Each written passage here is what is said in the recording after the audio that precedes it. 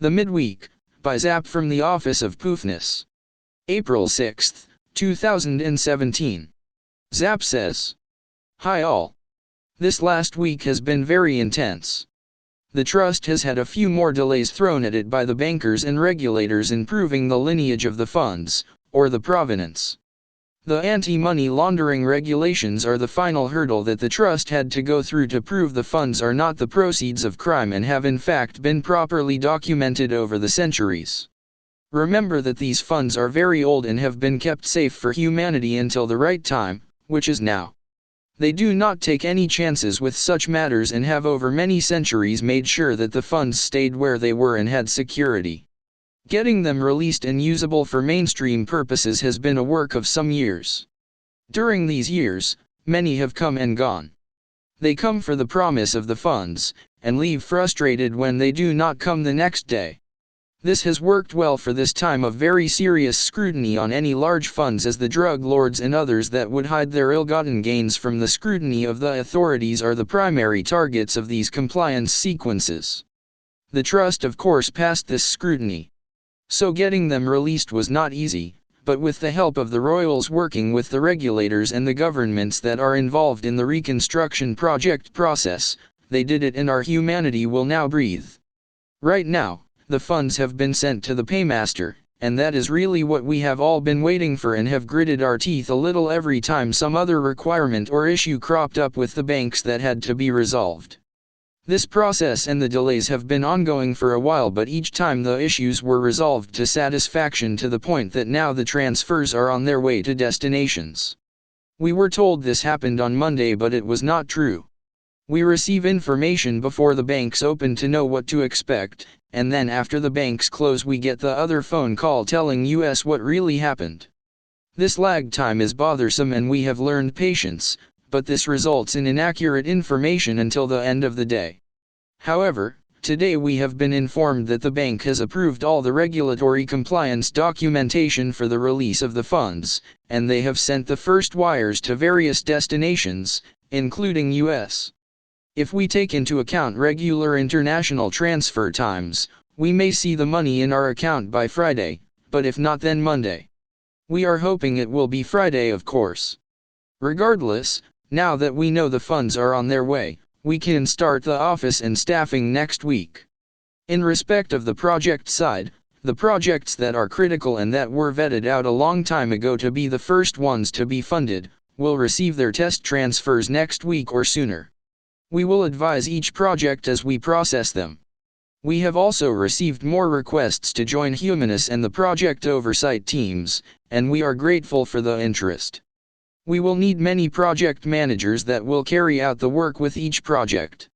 This is all about people now for US, and the more that join US with the necessary qualifications, the better.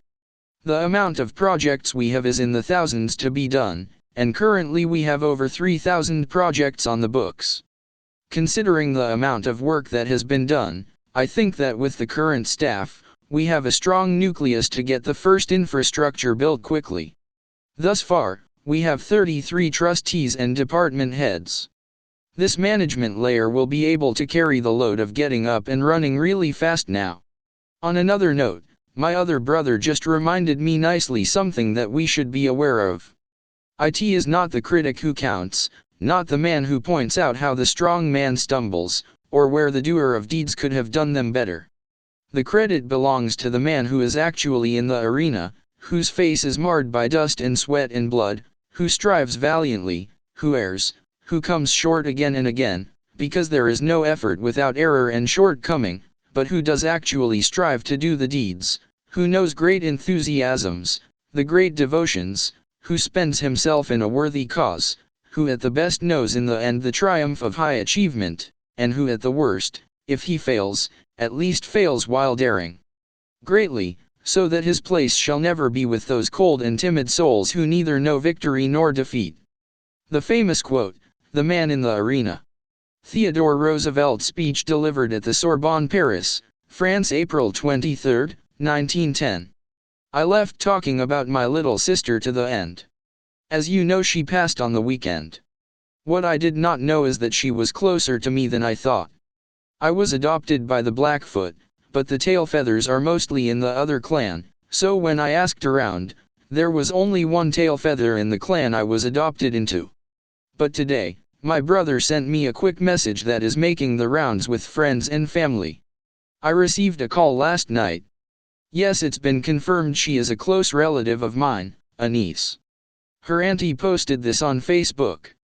Quote, "We are deeply saddened by the loss of our beautiful Tara. Tara left us suddenly this last weekend. She is the first grandchild of Mom and Dad, Virginia and Lester, and the eldest of Darcy and Lori's 3 children, brothers Jordan, Bradley, Scoot and Jared. She leaves behind her daughter Bella, Virginia, and her siblings Daniel, Nathan, Maria, Miranda, and Sean. Tara exemplified the term ZAP, real person. She was kind, generous, loving, and very brave. Tara was resourceful and creative. She loved baking elaborate and fun cakes with her daughter Bella. She also loved having fun with hair, makeup, and vintage clothing and purses. Tara was truly one of a kind and recognized the humanity of those around her. The pain of losing her father at an early age gave her great compassion for people of all walks of life. We will miss her signature untamed humor and playfulness, her unbound laughter, her big tight hugs, and her ability to call a spade and still make you laugh. She is now in the arms of her father, Darcy, in joyful reunion. Tara will be brought home to rest beside her dad on April 15, 2017. We will share more details of the service when arrangements are complete." Unquote. "We all love you, Tara. When I found you, you were at peace and your passing seemed to be fast, and I am grateful for that. As you know from my previous message, I gave her and her husband Ryan a helping hand that provided them something they needed in the middle of a bitter cold winter. They received enough help to find fertile ground to grow in. They turned their life around, found work, and began rebuilding what they had lost. They were doing so well it was amazing." Tara was exactly as her aunt described. She was a kind and compassionate girl that took no guff, and helped a spider go somewhere else instead of swatting it. Her heart was remarkable, and I was counting on her and Ryan to do great works for others. The day she passed, she came to talk with me about life and family and the future. Her head was clear and strong, and she knew exactly what she wanted and how to get there.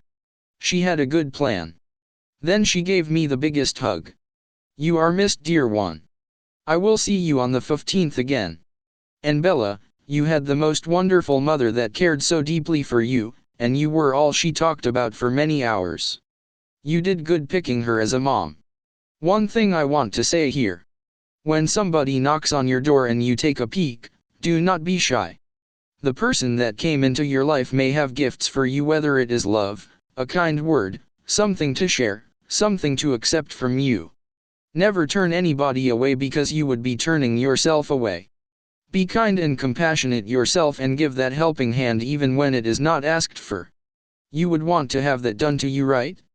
When you help somebody, you do help yourself. The other person is just another part of who you are. We thank everybody that has supported us over the difficult times, and we are almost at the point where we are self-sufficient. By next week, we will be the ones that give the helping hand, and get to the work that is ahead of us all. God bless, we love you, and make sure you find somebody around that you can help and make their life a little easier. Kindness is powerful. In solemn gratitude.